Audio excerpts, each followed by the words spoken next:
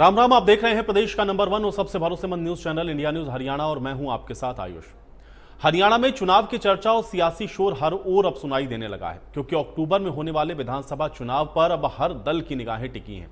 लेकिन चुनाव से पहले सभी दलों के दिल में और दिमाग में एक सवाल लगातार उठ रहा है कि उनकी पार्टी से मुख्यमंत्री का चेहरा कौन होगा।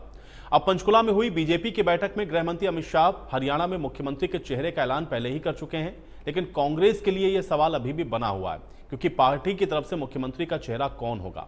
हालांकि नेता प्रतिपक्ष भूपेंद्र हुड्डा के समेत तमाम नेता मुख्यमंत्री चेहरे को लेकर गेंद हर बार हाईकमान के पाले में डाल देते हैं, लेकिन फिर भी गाहे बगाहे कांग्रेस के सामने यह आ ही जाता है कि चुनाव में पार्टी का चेहरा आखिर कौन होगा। अब कांग्रेस के लिए सीएम चेहरा ही एक सवाल नहीं है, बल्कि संगठन के बिना चुनाव लड़ना भी पार्टी के लिए उतना ही बड़ा प्रश्न है, क्योंकि संगठन को लेकर के भी पार्टी के नेता लोकसभा चुनाव से पहले दावे करते हुए नजर आ रहे थे, लेकिन लोकसभा चुनाव के नतीजे के 1 महीने के बाद भी संगठन अभी तक नहीं बना है। अब दूसरी तरफ बीजेपी मुख्यमंत्री चेहरे और संगठन के साथ खुद को मजबूत दिखाने में लगी है। बीजेपी में लगातार दूसरे दलों के नेता भी जुड़ रहे हैं। अब चंडीगढ़ में आज ही 1200 के करीब किरण चौधरी के समर्थकों ने बीजेपी का दामन थामा है, तो आज हम भी इसी मुद्दे पर चर्चा करेंगे। लेकिन उसके पहले कुछ सवाल है। सवाल यह है कि हरियाणा कांग्रेस में सीएम का चेहरा आखिर कौन होगा। बिना चेहरे और संगठन के चुनाव क्या कांग्रेस पार्टी लड़ेगी, और चुनाव से पहले जो दल बदल हो रहा है उससे पार्टी को आखिर कितनी मजबूती मिलेगी, आज ये समझने की कोशिश करेंगे।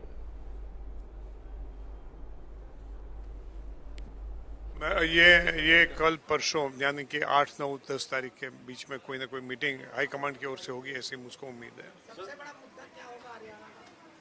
अभी निश्चित नहीं किया, सभी जो मुद्दे हैं उसकी चर्चा हो रही है। कुछ होमवर्क काफी तैयार है, उसको ठीक ठाक जो है फिर से सेट करने की बात है, रिफ्रेश करने की बात है। मैंने तो जरूर से मैं जितने भी सीनियर लीडर मिलते हैं उनसे मैं खुद ही निवेदन करता हूँ कि सर अभी यंग लोगों को मौका दे दीजिए। तो कांग्रेस के सामने चेहरा और संगठन बड़ा प्रश्न है, और साथ ही साथ गुटबाजी को लेकर के भी बराबर आप देखते हैं कि सवाल उठते रहे हैं। हालांकि हाईकमान ने आज भी ये स्पष्ट किया, और खासतौर से आज जो बात दीपक बाबरिया कह रहे थे कि युवाओं को आगे करना चाहिए, जो सीनियर नेता हैं वो युवाओं को मौका दें, युवा बेहतर तरीके से बातों को उठा सकते हैं। और आज जो प्रदेश युवा कार्यकारिणी की बैठक हुई है उससे भी संदेश यही देने की कोशिश है। हालांकि पूर्व सीएम भूपेंद्र हुड्डा से भी चेहरे को लेकर के जब प्रश्न पूछा गया तो उन्होंने कहा कि चेहरा कौन होगा यह तय हाईकमान करेगा। लेकिन दूसरी तरफ आप देख रहे हैं कि बीजेपी ने सीएम नायब सैनी के नेतृत्व में चुनाव लड़ने का फैसला कर लिया है, और अब देखना यह है कि ये जो तमाम बातें या जो तमाम राजनीतिक चर्चाएं इस समय चल रही हैं उसका जो असर है वो चुनावों में किस प्रकार से देखने को मिलेगा।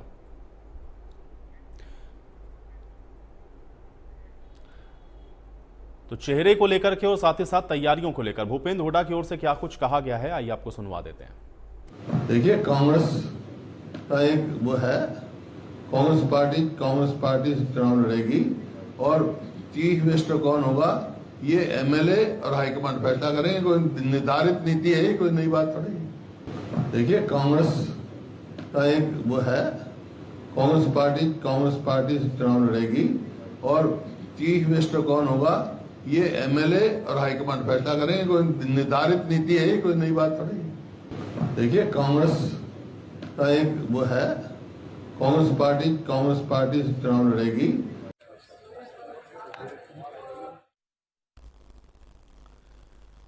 तो चुनाव और संगठन को लेकर के आप देख रहे हैं भूपेंद्र हुड्डा जो बातें हमेशा कहते रहे वही बात अभी भी कह रहे हैं कि कांग्रेस पार्टी चुनाव लड़ेगी और अच्छी तरह से लड़ेगी। संगठन को लेकर के फैसला भी हाईकमान करेगा, और दूसरा ये है कि चेहरा कौन होगा इसका भी निर्णय हाईकमान को ही करना है। लेकिन मजबूती के साथ हम चुनाव लड़ने के लिए तैयार हैं, और लोकसभा चुनावों को लेकर के जो नतीजे आए हैं उससे भी वो संतुष्ट हैं, और इसलिए पूरे उत्साह के साथ इस बार वो चुनावों में जा रहे हैं। तो कुल मिलाकर के सबकी अपनी अपनी बातें हैं, सबके अपने अपने दावे हैं, लेकिन इनका असर आने वाले विधानसभा चुनावों में दिखेगा किस प्रकार से, आज इस पर चर्चा करते हैं। कुछ मेहमान हमारे साथ जुड़ गए, पहले उनका परिचय करवा देते हैं। कृष्ण ढुल जी हमारे साथ जुड़े हुए हैं, भारतीय जनता पार्टी के प्रवक्ता हैं। कृष्ण ढुल जी आपका स्वागत है इस चर्चा में। सुरेश रोड जी हमारे साथ जुड़े हुए हैं, कांग्रेस पार्टी के प्रवक्ता हैं। सुरेश रोड जी आपका भी स्वागत। और रजत पंजेटा जी हैं हमारे साथ, इंडिया नेशनल लोकदल के प्रवक्ता हैं। रजत पंजेटा जी आपका भी स्वागत है। कृष्ण ढुल जी आपसे ही चर्चा की शुरुआत करूंगा। आज किरण चौधरी के जो तमाम समर्थक थे तकरीबन 1200, उनको हम लोगों ने देखा कि आज सीएम नायब सैनी ने बीजेपी को ज्वाइन करवा दिया, और उसके बावजूद हम लोग ये भी लगातार देख रहे हैं कि आपके पार्टी के नेता ये बार बार कह रहे हैं कि अभी और भी नेता हैं जो कि भारतीय जनता पार्टी को ज्वाइन करेंगे। लेकिन चुनाव से ठीक पहले इस तरह से जब नेता आपकी पार्टियों को ज्वाइन करते हैं तो जाना जाता है कार्यकर्ताओं में कि जो लोग इतने दिन से मेहनत कर रहे थे, दरअसल अब उनका क्या होगा, क्योंकि जो बड़े नेता आ गए उनको तवज्जो ज्यादा मिल जाती है दूसरी पार्टी से आए हुए। कैसे इसको देखा जाए, क्या इसका नफा नुकसान होगा, इसको किस नजरिए से आप देखते हैं ढोल साहब? नहीं, देखिए गोयल साहब, भारतीय जनता पार्टी एक अलग सोच के साथ आगे बढ़ती है और भारतीय जनता पार्टी में दल नहीं, देश सर्वप्रथम माना जाता है। पर इसीलिए हमने तो हमेशा खुली बाहों के साथ जो भी राष्ट्र के निर्माण में आकर के अपना सहयोग देना चाहता है, वो व्यक्ति आकर के अपना सहयोग दे। हम तो इसमें चौधरी भूपेंद्र सिंह हुड्डा के लिए भी हमने तो रास्ते खुले छोड़े हुए। हमने तो सबको ये कहा कि जो जो व्यक्ति राष्ट्र के निर्माण में अपना योगदान देना चाहता है वो आए और आकर के भारतीय जनता पार्टी को ज्वाइन कर ले। इसमें किरण चौधरी जी आई, अशोक तंवर जी आए, नवीन जिंदल जी आए और उस वक्त तो ये आरोप भी लगाया कि भारतीय जनता पार्टी के पास जो है कैंडिडेट है ही नहीं, हमने तो कैंडिडेट ही बाहर से लिए हैं। और जिस प्रकार से कांग्रेस ने दुष्प्रचार किया और उस दुष्प्रचार के साथ ये कहा गया कि भारतीय जनता पार्टी से हर वर्ग नाराज है, उसके बावजूद भी भारतीय जनता पार्टी के तीसरी बार के लगातार चुनाव में सबसे ज्यादा मत प्रतिशत मिले वो भारतीय जनता पार्टी है।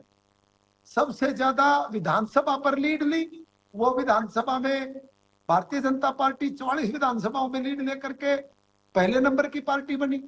तो विपक्ष ने एक प्रचार, विरोध ने एक प्रचार किया कि 8500 रुपए मिलने शुरू होंगे आपको 5 तारीख के बाद, खटाखट और संविधान को तोड़ दिया जाएगा अगर इनकी 400 सीट आ जाती है। इस बात का एक दुष्प्रचार किया जिससे मुझे लगता है कि जनता थोड़ा सा समझ नहीं पाई और इनके बहकावे में आ गई। और जब आज उस परिणाम के बाद सबसे पहले विरोध करने वाली किरण चौधरी थी, जिन्होंने कहा कि भूपेंद्र सिंह हुड्डा ने पार्टी में सिर्फ अपने और अपने परिवार को आगे बढ़ाने के लिए जोर लगाया और ये चीज देखने को मिली भी। आप देखेंगे अशोक तंवर जब इनके अध्यक्ष थे तब अगर उसके साथ ज्यादती की तो किसने की? भूपेंद्र सिंह हुड्डा और उसके परिवार ने और उसके आसपास के लोगों ने। उसके बाद जब अपनी शैलजा जी अध्यक्ष बनी और इनके पुत्र रोहतक से लोकसभा हार गए तो राज्यसभा जो शैलजा जी की खाली हुई थी वो किसको दी? दीपेंद्र हुड्डा जी को। तो आप ये देखिए कि किस प्रकार की सोच को लेकर के, परिवारवाद की सोच को लेकर के आगे बढ़े। आप ये कह रहे हैं कि आपके यहाँ परिवारवाद या आपके यहाँ इस तरह की चीजें नहीं है, आप कांग्रेस पे आक्षेप लगा रहे हैं, जबकि भूपेंद्र हुड्डा का कहना है कि गुटबाजी तो आपके यहाँ है, हमारे यहाँ तो आंतरिक लोकतंत्र है। सुरेश रोड जी, कैसे देखा जाए? क्योंकि एक तरफ तो हम लोग देख रहे हैं कि पार्टी के नेता जो ज्वाइन कर ही रहे हैं और कार्यकर्ता भी उधर जुड़े जा रहे हैं। दूसरा, सीएम फेस को लेकर के प्रश्न पूछा गया तो ये कह दिया गया कि आलाकमान ये तय करेगा। संगठन को लेकर के अभी भी प्रश्न बना हुआ है कि संगठन आखिर कब बनेगा। रोड साहब, कैसे जाएंगे विधानसभा चुनावों में आप लोग? देखिए, हमारे नेता प्रतिपक्ष चौधरी भूपेंद्र सिंह जी हुड्डा ने जैसे बताया है वो इस विषय में एक संपूर्ण जानकारी है। कांग्रेस पार्टी की एक परंपरा आज से नहीं, देश की आजादी के समय से यही रही है कि विधायकों की राय के ऊपर पार्टी हाईकमान फैसला करता है मुख्यमंत्री का। और हमारे यहाँ मैं नहीं चलता, हम चलता है। हमारे यहाँ सेंट्रलाइजेशन ऑफ पावर नहीं है, यानी पावर का एक सेंटर नहीं है, एक सामूहिक नेतृत्व कांग्रेस पार्टी हमेशा देती है। चौधरी भूपेंद्र सिंह जी हुड्डा जब मुख्यमंत्री थे तो संपूर्ण हरियाणा में बराबर विकास हुआ था। कुरुक्षेत्र से काफी दूर उनका रोहतक पड़ता है, लेकिन यहाँ पर हिंदुस्तान में दूसरे नंबर का institute NID, national institute of design बनाया था। और थर्मल पावर स्टेशन और बाकी वो तो गहराई में जाने की जरूरत नहीं है, वो तो विषय से हटने की बात हो जाएगी। दूसरी बात, आपने किरण चौधरी जी का जिक्र किया, मैं आपको एक तथ्य बताना चाहता हूँ, उससे सामने आ जाएगी सारी पोजीशन क्या है। किरण चौधरी जी के विधानसभा क्षेत्र जो तोशाम और दूसरा जो माना जाता है, जो उनका गढ़ माना जाता है चौधरी बंसीलाल जी के टाइम से, वहां पर कांग्रेस पार्टी के लोकसभा भिवानी से जो प्रत्याशी थे रावदान सिंह जी, वो अच्छी वोट लेकर सामने आए हैं।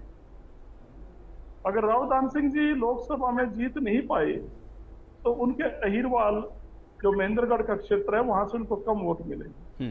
इससे एक चीज साबित होती है कि किरण चौधरी जी का जो ग्राफ है वो आपके सामने आ जाता है कि उन्होंने देखिए भीतरी घात की शिकायतें आई हैं, किरण जी ने खुल के की थी इस चुनाव में। और इससे पहले भूपेंद्र सिंह जी हुड्डा को जो आपने टारगेट करने की जो बीजेपी की बात बताई अभी, कि वो लोग कहते हैं कि भूपेंद्र सिंह हुड्डा जी के चलते किरण चौधरी जी पार्टी छोड़ के गई। मैं ये बात भी स्पष्ट करना चाहता हूं कि कांग्रेस पार्टी में अगर किसी को टिकट मिला तो हाईकमान ने दिया, और अगर किसी को टिकट से वंचित किया गया किसी भी कारण से, तो वो भी पार्टी हाईकमान का निर्णय अंतिम।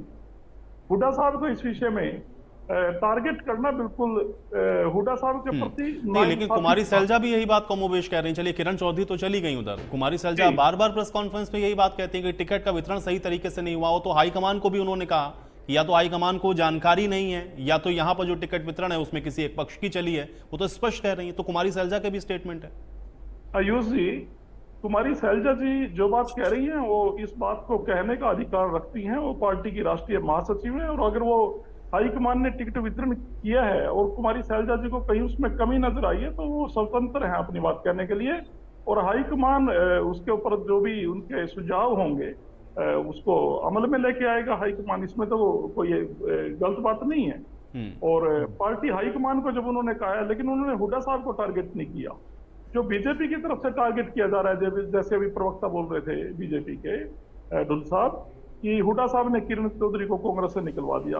किरण चौधरी की जब राम राम कांग्रेस हाईकमान के दरबार में, नहीं, आप कह रहे हैं कि उन्होंने भूपेंद्र हुड्डा को टारगेट नहीं किया। उन्होंने बड़ा स्पष्ट कहा कि मैं और मेरा से बाहर निकलेंगे तभी जीत पाएंगे। और ये मैं और मेरा का जो इशारा था वो भूपेंद्र हुड्डा की ओर था। और किसको कह रही है मैं और मेरा से बाहर निकलिए? नहीं, मैंने देखिए ये बात तो स्पष्ट की, पार्टी में अनुशासन है और हाईकमान ही फैसला करता है। और दूसरी मैं और मेरा से बाहर निकलने वाली बात अगर कुमारी सैलजा कह रही तो किस परिप्रेक्ष्य में और किसके लिए कह रही हूँ मैं और मेरा से बाहर निकलना पड़ेगा? अपने लिए तो कहेंगे नहीं वो, ये वो सबको समझ में आ रहा है वो किसको कह रही है। नहीं, मैं की जो बात है, कई बार वो मोदी जी की मैं के बारे में पूरा देश बोलता है कि इनको मैं से बाहर निकाल दिया। तो कुमारी सैलजा मैं और मेरा के मोदी साहब को क्यों बोलेंगे? तो अपनी पार्टी के लिए बोल रही है, उसमें मोदी साहब बीच में कहां से आ गए? वो कह रहे हैं मैं और मेरा से बाहर निकलेंगे तभी जीत पाएंगे हरियाणा में विधानसभा का चुनाव। नहीं, अगर उन्होंने ऐसा कहा है तो ये भी इसलिए कहा कि नरेंद्र मोदी जी की आजकल मैं हैवी है लोगों के ऊपर। तो इस बारे में उन्होंने एक संज्ञान लेना, दूसरे की गलतियों से सीख के आई है कांग्रेस पार्टी। ये संदेश प्रधानमंत्री जी ने तीसरी बार कार्यकर्ताओं से लेके और मुख्यमंत्री ठीक है। अब आप आपकी पार्टी को लेकर के बोल रही थी, लेकिन मैं और मेरा वो मोदी जी के लिए था। बहरहाल ठीक है, ये आप इसको ऐसा समझते हैं तो बेहतर है। लेकिन मैं ये जानना चाह रहा हूँ, संगठन को लेकर भी प्रश्न है, संगठन को लेकर के भी प्रश्न है। लोकसभा चुनाव से पहले आप लोग कहते रहे कि हम संगठन बना लेंगे, फिर भी नहीं बना, और अब विधानसभा चुनाव सर पर आ गया। मैं आपको आयुष जी बताना चाहता हूं, विधानसभा चुनाव पार्टी संगठन के साथ लड़ेगी। हमारा सेक्टर, मंडलम और ब्लॉक लेवल पे संगठन बन चुका था लोकसभा से पहले पूरे हरियाणा में, और जिला अध्यक्षों की और प्रदेश कार्यकारिणी की भी बहुत जल्दी आपको घोषणा मिलेगी। और बिल्कुल बढ़िया संगठन मिलेगा आपको, एकदम जो जनता से जुड़े हुए लोग वो आएंगे। और आप देखना बीजेपी को सत्ता से हटाने का काम अक्टूबर में शुरू हो जाएगा, और चुनाव में भारी बहुमत से कांग्रेस पार्टी सरकार बनाएगी। संगठन की कमी भी दूर होने जा रही है। पार्टी हाईकमान ने अभी मीटिंग ली थी, राहुल गांधी। अब चुनाव का इंतजार करेंगे हम लोग। आप कह रहे हैं आप भारी बहुमत से बनाएंगे सरकार। गुलिया साहब, राहुल गांधी जी ने संज्ञान लिया कि संगठन जल्दी बनाया जाए। हमारे नेता प्रतिपक्ष आलाकमान तो हर बार संज्ञान लेते हैं, बन जाए संगठन, उसके बाद फिर हम लोग इस पर चर्चा करेंगे। गुलिया साहब, इस बार बन जाए, क्योंकि लोकसभा चुनाव से पहले भी था कि आज बन जाएगा कल बन जाएगा, बना नहीं। गुलिया साहब, जननायक जनता पार्टी की तैयारी, और दूसरा ये है कि भूपेंद्र हुड्डा से जब प्रश्न पूछा गया तो उन्होंने तो बड़ा स्पष्ट ये भी कह दिया कि पहले 10 विधायक आप लोग एकत्रित कर लीजिए। राज्यसभा चुनावों के परिप्रेक्ष्य में भी वो तंज कस रहे थे आप लोगों के ऊपर। और दूसरा ये कि तैयार कितना है विधानसभा चुनाव के लिए? देखिए, भूपेंद्र सिंह हुड्डा हमसे सवाल पूछ रहे, हमारे तो किसी विधायक ने दूसरी पार्टी की सदस्यता ग्रहण नहीं करी।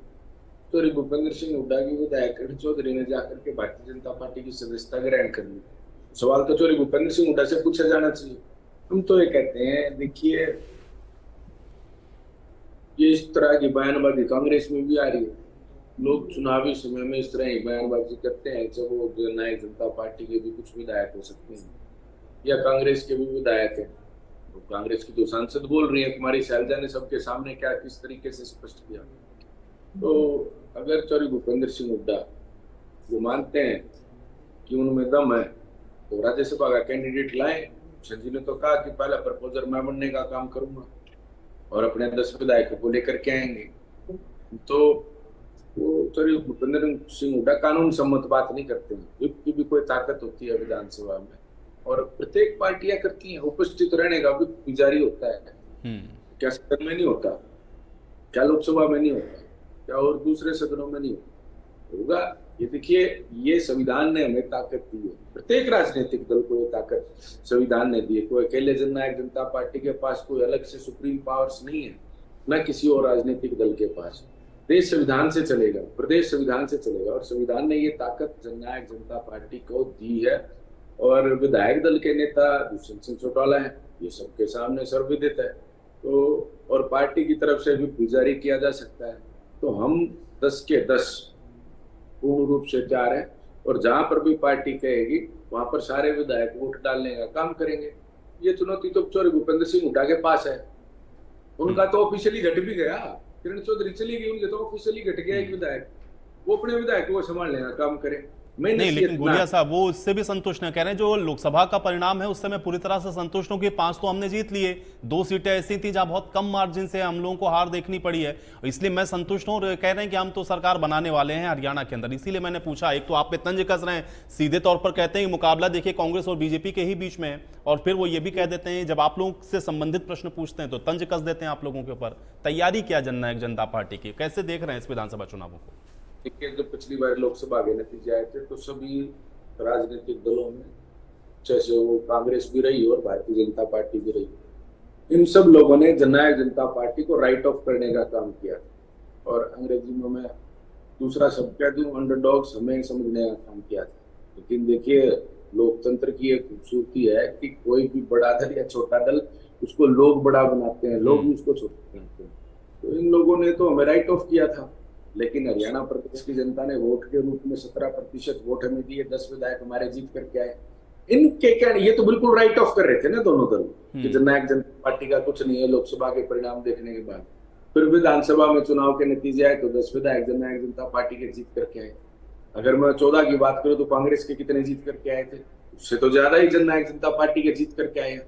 तो लोग डेमोक्रेसी में, लोकतंत्र में जब चुनाव होते हैं तो कौन कब बड़ा बन जाए और कौन कब छोटा बन जाए, तो ये आप ये कह रहे हैं जनता ही ये तय करेगी। ठीक है, तो फिर मैं जनता पे छोड़ता हूँ। ठीक है पंजेटा जी, ठीक है, हम मानते हैं कि जनता ने लोकसभा में मैंडेट नहीं दिया, लेकिन आप विधानसभा के लिए तैयार हैं। ठीक है, लेकिन पिछली बार आप देखिए, अतीत से सीखता और भविष्य की कल्पना करता है इंसान। 17% जो मिला उसको कितना इंटैक्ट करेंगे, ये हम लोग विधानसभा चुनावों में देखेंगे। पंजेटा जी, ठीक है, पंजेटा जी कैसे देख रहे हैं विधानसभा चुनावों को, कितना तैयार इंडियन नेशनल लोकदल?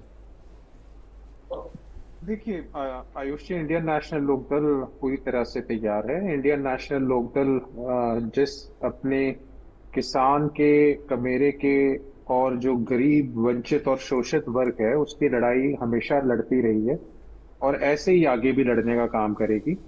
मैं मानता हूं कि जो पिछला लोकसभा चुनाव था उसमें सत्ता के पक्ष और सत्ता के विरुद्ध 2 जगह वोट बट के रह गया, और ऐसा हमने भी ये आकलन किया है अंदर से कि एक बस मोदी को, जैसे कहते हैं ना सत्ता विरोधी लहर, मोदी जी को हराने के लिए जो है सारा जो है वो विपक्ष जो है वो वैसे उसका वोटों का जो वो ध्रुवीकरण हुआ। लेकिन अब जो विधानसभा के चुनाव है, विधानसभा के चुनाव ऐसे नहीं होंगे। ऐसा मतलब कोई ये नहीं है कि मोदी को हराना है या मोदी को जिताना है, ऐसा कोई वोट का लिए नहीं है। देखिए, प्रदेश के अपने मुद्दे हैं, प्रदेश के अपने मुद्दे निरंतर 5 साल तक और उससे पहले भी जिस तरीके से जिस पार्टी ने या कोई इंडिविजुअल जो भी अपना हल्के का, अपने प्रदेश के जो मुद्दों को उठाने का काम करता है, ईमानदारी के साथ सड़क से सदन तक, तो जनता निश्चित तौर पे वो देखती है, अपना हित देखती है। आज जनता देख रही है, चाहे किसी ने मोदी के पक्ष में वोट डाला या मोदी के विरुद्ध वोट डाला, आज जिसने भी अपने मतदान किया, अपने मत को डाला, आज उनके जीवन में क्या अंतर आ गया? कोई, मुझे लगता है कोई अंतर नहीं आया। और ना वैसे ही महंगाई है, वैसे ही बेरोजगारी है। बिल्कुल ठीक है पंजेटा जी, देखिए समय की थोड़ी सी कमी, इसी के साथ मैं आपको ये रोकूंगा। शुक्रिया, आप लोगों ने समय निकाला, चर्चा का हिस्सा आप लोग बने। हालांकि आज जनता जाने हमें, मेरे साथ फिलहाल इतना है।